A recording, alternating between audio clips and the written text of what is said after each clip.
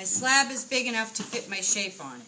So I take my shape, my template, put it on, and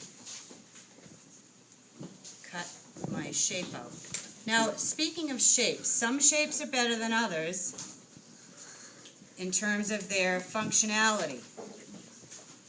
I wouldn't have chosen something like this octopus right here. Does anybody know why in terms of the functionality? Its ends would be brittle.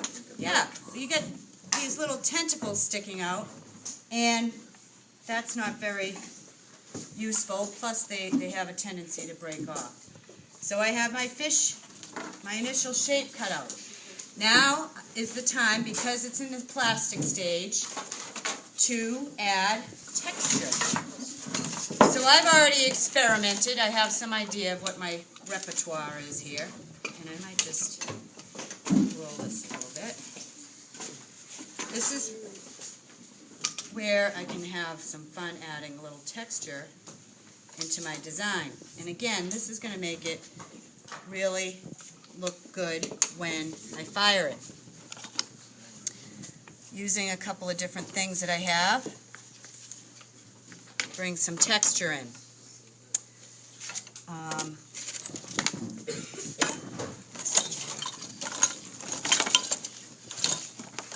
Can't find my spirally thing. Bummer. I'll have to improvise. Maybe I'll use this just for fun. This doesn't really go with the fish, but I think, you know, the more variety you have, the better.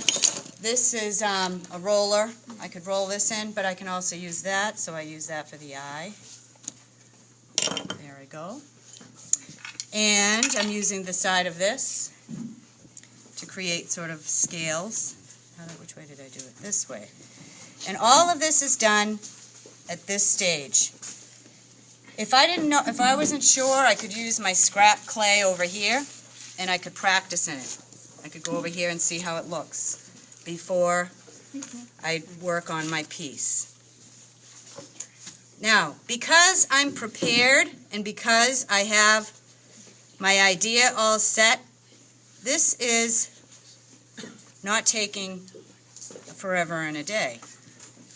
But please don't get discouraged if you have a little bit of trouble at first, because it takes a little practice with the slab and whatnot. Can we make one that big? Or can you make what?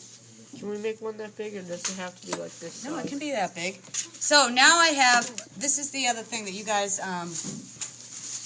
are going to slump the clay, which means we're going to put it into a form, because right now it exists flat, and I want to give it a little bit of body so that eventually I can use it as a shallow dish. So I put it inside that, and automatically I have some body in it. And then I can also beef it up if I want to in certain areas with a little additional padding. This is a little bit too much.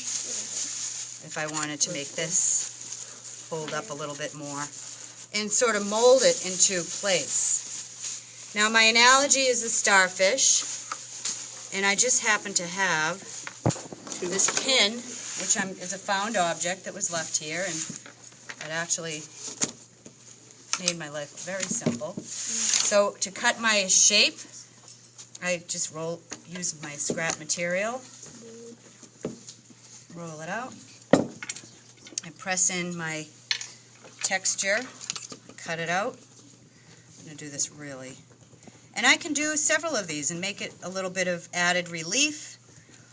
Or if I was going to do something like the bird, and I had Cooper's little sculpture up here, yeah. It's right here. Rush it.